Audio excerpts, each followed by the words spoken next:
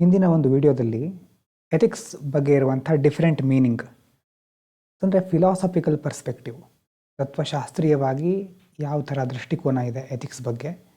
ಇನ್ನು ನಾವು UPSCಯಲ್ಲಿ ಹೇಗೆ ಎಥಿಕ್ಸನ್ನು ನೋಡ್ತೇವೆ ಅನ್ನೋದ್ರ ಬಗ್ಗೆ ಸ್ವಲ್ಪ ನೋಡಿದ್ವಿ ಅಲ್ವಾ. ಫಿಲಾಸಫಿಯಲ್ಲಿ ಜೀವನದ ಉದ್ದೇಶ, ಅದನ್ನು ಹೇಗೆ ಸಾಧಿಸೋದು, ಕೆಲವರು ಮೋಕ್ಷ ಅಂತಾರೆ, ಕೆಲವರು ಅದಕ್ಕೆ ಬೇರೆ ಬೇರೆ ಮಾರ್ಗಗಳನ್ನು ಪ್ರತಿಪಾದಿಸ್ತಾರೆ. ನಮ್ಮ ಉದ್ದೇಶ ಮಾರಲ್ ಸಿಸ್ಟಮನ್ನು ರೆಡಿ ಮಾಡೋದು, ಸಮಾಜದಲ್ಲಿ ನೈತಿಕವಾದಂಥ ಒಂದು ವ್ಯವಸ್ಥೆ ಕಲ್ಪಿಸೋದು, ಸೋಷಲ್ ಆರ್ಡರ್ ಇರಬೇಕು ಸಮಾಜದಲ್ಲಿ. ಇದೆಲ್ಲ ಇದ್ದಾಗ ಸಾಮಾಜಿಕವಾಗಿ ಆಡಳಿತ ವ್ಯವಸ್ಥೆ, ಜನರ ಸಂತೋಷ ಇದೆಲ್ಲವನ್ನು ಸಾಧಿಸ್ತಾ ಹೋಗ್ಬೋದು. ಆದರೆ ಈ ವ್ಯವಸ್ಥೆಯಲ್ಲಿ ಮುಖ್ಯವಾಗಿ ನೋಡಬೇಕಾಗಿರೋದು ಸಾಮಾಜೀಕರಣ, ಸೋಷಲೈಸೇಷನ್ ಅನ್ನೋದು ಬಹಳ ಇಂಪಾರ್ಟೆಂಟ್. ಏನು ಹಾಗಂತಂದರೆ, ಮಕ್ಕಳ ಒಂದು ಸಾಮಾಜೀಕರಣ ಹೇಗಾಗುತ್ತೆ ಅಂತ ನಿಮಗೆ ಅರ್ಥ ಆದರೆ ಕ್ಲಾರಿಟಿ ಜಾಸ್ತಿ ಬರ್ತಾ ಹೋಗುತ್ತೆ. ಸಾಮಾಜೀಕರಣ ಅಂತಂದರೆ ಮಕ್ಕಳಿಗೆ ಸಂಬಂಧಪಟ್ಟ ಹಾಗೆ ಒಂದು ಮಗು ಈಗ ತಾನೇ ಹುಟ್ಟಿದೆ ಅಂತ ಇಟ್ಕೊಳ್ಳಿ ಅಲ್ವಾ. ಸ್ವಲ್ಪ ಹೊತ್ತು ಆಯಿತು, ಒಂದು 2 ನಿಮಿಷ ಆಯಿತು, ಒಂದು ಮಗು ಹುಟ್ಟಿ ಒಂದು 2 ನಿಮಿಷ ಆಗಿದೆ. ಆಗ ಆ ಮಗುವಿಗೆ ಸಮಾಜದ ಬಗ್ಗೆ ಏನಾದರೂ ಗೊತ್ತಿರುತ್ತಾ? ಆ ಮಗುವಿಗೆ ತಾನು ಎಲ್ಲಿದ್ದೇನೆ, ನನ್ನ ತಂದೆ ತಾಯಿ ಯಾರು, ಯಾವ ಹಾಸ್ಪಿಟಲಿದ್ದೇನೆ, ಯಾವುದು ಗೊತ್ತಿರೋದಿಲ್ಲ. ಸಮಾಜದ ವಿಷಯಗಳು ಗೊತ್ತಿರೋದು ಆಮೇಲೆ. ಆದರೆ ಬೆಳೀತಾ ಬೆಳೀತಾ ಮಗು ನಿಧಾನವಾಗಿ ಸುತ್ತಮುತ್ತಲಿನ ವಾತಾವರಣದಿಂದ ತುಂಬ ಬೇರೆ ಬೇರೆ ವಿಷಯಗಳನ್ನ ರೂಢಿ ಮಾಡ್ಕೊಳ್ತಾ ಹೋಗುತ್ತೆ.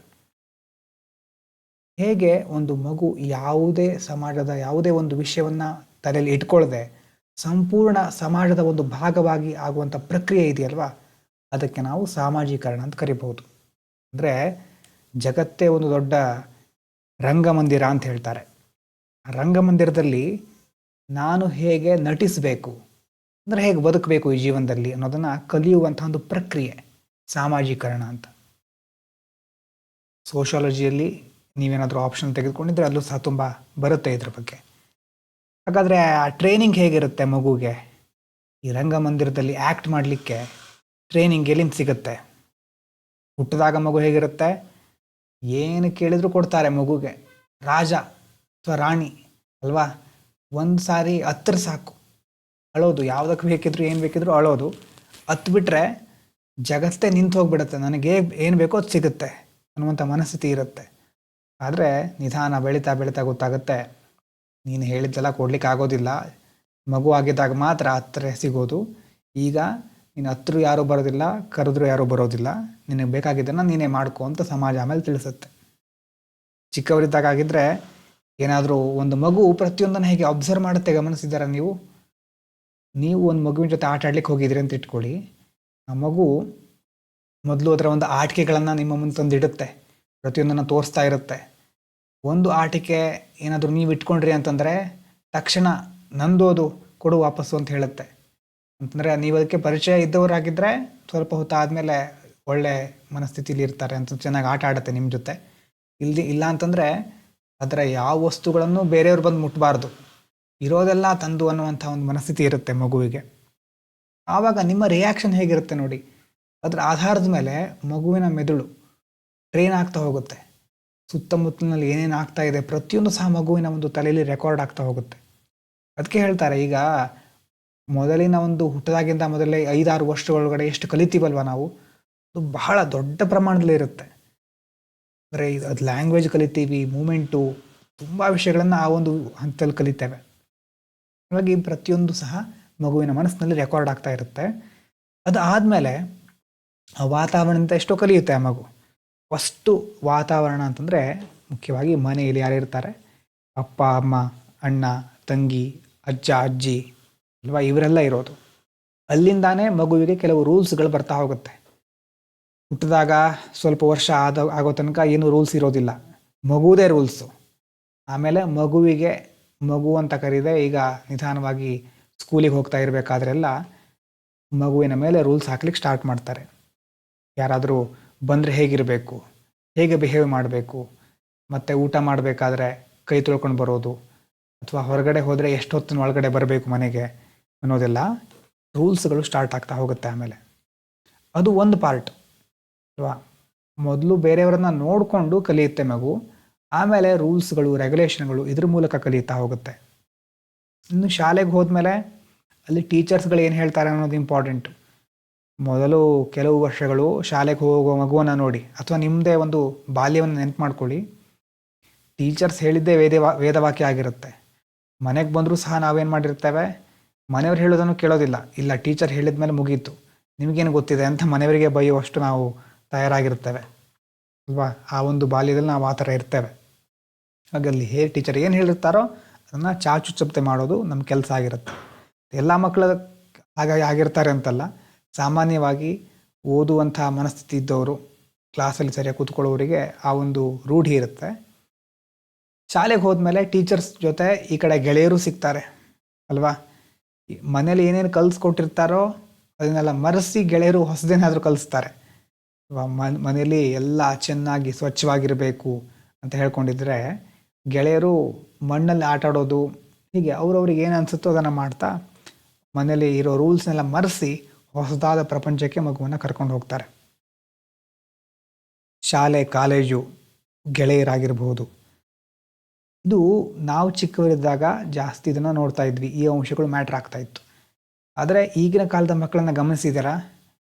ಈಗಿನ ಕಾಲದ ಮಕ್ಕಳನ್ನು ನೀವು ಗಮನಿಸಿದ್ರೆ, ಗೆಳೆಯರು ಬರೋದಕ್ಕಿಂತ ಮೊದಲು, ಟೀಚರ್ಸ್ ಬರೋದಕ್ಕಿಂತ ಮೊದಲು ಯಾರ ಒಂದು ಆಗಮನ ಆಗಿರುತ್ತೆ?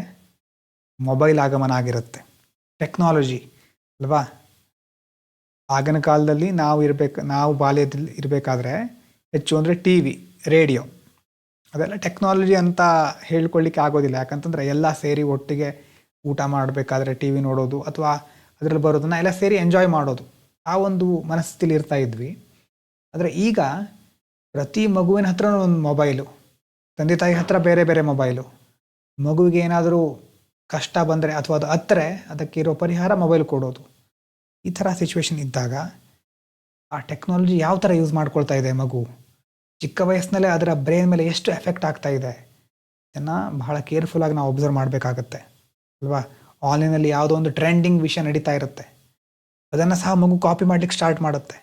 ಆಧುನಿಕತೆ ಅನ್ನುವಂಥ ಒಂದು ಗುಂಗು ಎಷ್ಟು ಬೇಗ ಅಷ್ಟು ಚಿಕ್ಕ ವಯಸ್ಸಿಗೆ ಹತ್ಕೊಂಡ್ಬಿಡುತ್ತೆ ಅಂತ ನಾವು ಒಬ್ಸರ್ವ್ ಮಾಡಬಹುದು. ಹಾಗಾಗಿ ಒಂದು ಮಗು ಅನ್ನೋದು ಸಮಾಜದಲ್ಲಿ ಒಂದು ವ್ಯಕ್ತಿಯಾಗಿ ಬೆಳಿಬೇಕಾದ್ರೆ ಅಥವಾ ಸಮಾಜದ ಒಂದು ಭಾಗವಾಗ ಅದು ರೂಪುಗೊಳ್ಬೇಕಾದ್ರೆ ಅಲ್ಲಿ ಮನೆಯವರು ಇರ್ತಾರೆ, ಶಾಲಾ ಕಾಲೇಜುಗಳಿರುತ್ತೆ, ಟೀಚರ್ಸ್ ಬರ್ತಾರೆ, ಮತ್ತು ಅದರ ಜೊತೆ ಸುತ್ತಮುತ್ತಲ ವಾತಾವರಣ ಹೇಗಿರುತ್ತೆ ಎಲ್ಲ ಇಂಪಾರ್ಟೆಂಟ್ ಆಗಿರುತ್ತೆ. ಈಗಿನ ಕಾಲದಲ್ಲಿ ಟೆಕ್ನಾಲಜಿ ಮತ್ತು ಮಾಧ್ಯಮಗಳು ಇದರ ಪರಿಣಾಮಗಳು ಜಾಸ್ತಿ ಆಗ್ತಾ ಇರುತ್ತೆ. ಹಾಗಾಗಿ ಮಗು ಹೇಗೆ ಒಂದು ಸಮಾಜದಲ್ಲಿ ಮುಂದೆ ಬರುತ್ತೆ ಅನ್ನೋದನ್ನು ನಾವು ಮಕ್ಕಳ ಸಮಾಜೀಕರಣ ಅಂತ ಹೇಳ್ಬೋದು. ಸಾಮಾಜೀಕರಣ, ಸೋಷಲೈಸೇಷನ್ ಆಫ್ ಚಿಲ್ಡ್ರನ್ ಅಂತ ಕರಿತೇವೆ. ಸಿಂಪಲ್ಲು, ಅದರ ಅರ್ಥ ಮತ್ತೇನಿಲ್ಲ. ಹುಟ್ಟಿದಾಗ ಏನು ಗೊತ್ತಿಲ್ಲದೆ ಇರೋ ಮಗು ಮುಂದೆ ಸಂಪೂರ್ಣ ಸಮಾಜದ ಒಂದು ಭಾಗ ಹೇಗಾಗುತ್ತೆ ಅಂತ. ಕಾರಣ ಇವರೆಲ್ಲ. ಏನು ಮುಖ್ಯವಾಗಿ 2 ಪಾಯಿಂಟ್ ಬರೋದು ಇಲ್ಲಿ, ರೀಇನ್ಫೋರ್ಸ್ಮೆಂಟ್ ಅಂತ ಒಂದು ಬರುತ್ತೆ. ಅಂತಂದರೆ ನೀವು ಒಳ್ಳೆ ಕೆಲಸ ಮಾಡಿದಾಗ ನಿಮಗೆ ಯಾರಾದರೂ ಪ್ರೋತ್ಸಾಹ ಕೊಡೋರಿದ್ದರೆ ಪದೇ ಪದೇ ಆ ಕೆಲಸ ಮಾಡ್ತಾ ಇರ್ತೀರಿ. ಯಾರು ಪ್ರೋತ್ಸಾಹ ಕೊಡದಿದ್ರೆ ಆವಾಗ ಸ್ವಲ್ಪ ಬೋರ್ ಆಗ್ಲಿಕ್ಕೆ ಸ್ಟಾರ್ಟ್ ಆಗುತ್ತೆ ಆ ಕೆಲಸ ಅಲ್ವಾ. ಹಾಗಾಗಿ ರೀಇನ್ಫೋರ್ಸ್ಮೆಂಟ್ ಇಂಪಾರ್ಟೆಂಟ್. ಮನೆಯಲ್ಲಿ ಕೆಲವೊಂದು ಕಡೆ ತಪ್ಪು ಮಾಡಿದ್ರೆ ಬೈತಾ ಇರ್ತಾರೆ, ಆದರೆ ಒಳ್ಳೇದು ಮಾಡಿದಾಗ ಏನು ಪ್ರೋತ್ಸಾಹನೇ ಮಾಡೋದಿಲ್ಲ. ಆವಾಗ ಇವರು ಒಂದು ಕೆಲಸಕ್ಕೂ ಒಂದು ಪ್ರೋತ್ಸಾಹ ಮಾಡೋದಿಲ್ವಲ್ಲ ಅಂತ ಎಷ್ಟೋ ಜನರಿಗೆ ಅನಿಸ್ತಾ ಇರುತ್ತೆ. ರೀಇನ್ಫೋರ್ಸ್ಮೆಂಟ್ ಬಹಳ ಇಂಪಾರ್ಟೆಂಟು. ಇನ್ನೊಂದು ಇಮಿಟೇಷನ್, ದೊಡ್ಡವ್ರು ಏನು ಮಾಡ್ತಾರೋ ಅದಕ್ಕೆ ಸಂಬಂಧಪಟ್ಟಾಗೆ ಮಗು ಅದನ್ನು ಅನುಕರಣೆ ಮಾಡ್ತಾ ಇರುತ್ತೆ. ಅದಕ್ಕೆ ಒಂದು ಹೇಳ್ತಾರೆ, ಗಾದೆ ಇದೆ, ಮಕ್ಕಳು ನೀವೇನು ಹೇಳ್ತಾರೆ ಅದನ್ನು ಕೇಳೋದಿಲ್ಲ, ನೀವೇನು ಮಾಡ್ತೀರೋ ಅದನ್ನು ನೋಡಿ ಕಲಿತಾರೆ ಅಂತ. ಬಾಯಿ ಮಾತಲ್ಲ ಮುಖ್ಯ, ನೀವು ಮಾಡೋ ಕೆಲಸ ಮುಖ್ಯ. ಕೆಲಸವನ್ನೇ ಮಗು ಅನುಕರಣೆ ಮಾಡುತ್ತೆ. ಹಾಗಾಗಿ ಅನುಕರಣೆ ಮತ್ತು ಈ ರೀಇನ್ಫೋರ್ಸ್ಮೆಂಟ್ ಈ ಎರಡೂ ಮಗುವನ್ನು ರೂಪಿಸ್ತಾ ಹೋಗುತ್ತೆ. ಇದಕ್ಕೆ ಸಂಬಂಧಪಟ್ಟ ಹಾಗೆ ಮುಂದೆ ದೊಡ್ಡ ಸಮಾಜದ ಒಂದು ಭಾಗ ಆಗಬೇಕಾದ್ರೂ ಸಹ ರಿವಾರ್ಡ್ ಆ್ಯಂಡ್ ಪನಿಷ್ಮೆಂಟ್ ಅಂತ ಬರುತ್ತೆ. ಒಳ್ಳೆ ಕೆಲಸ ಮಾಡಿದರೆ ಅದಕ್ಕೆ ರಿವಾರ್ಡ್ ಇದೆ, ಕೆಟ್ಟ ಕೆಲಸ ಮಾಡಿದರೆ ಅದಕ್ಕೆ ಪನಿಷ್ಮೆಂಟ್ ಇದೆ. ಈ ಕಾನ್ಸೆಪ್ಟು ತುಂಬ ಸಾರಿ ನೋಡ್ತೇವೆ ಮುಂದೆ. ಈ ಕಾನ್ಸೆಪ್ಟೇ ನಮ್ಮನ್ನು ಎಷ್ಟೋ ಸಾರಿ ಒಳ್ಳೆ ಹಾದಿಯಲ್ಲಿ ನಡೆಯುವಾಗ ಮಾಡುತ್ತೆ. ಮುಂದಿನ ವಿಷಯಗಳನ್ನು ಮತ್ತೆ ಡಿಸ್ಕಸ್ ಮಾಡೋಣ. Thank you so much. Video like ಮಾಡಿ.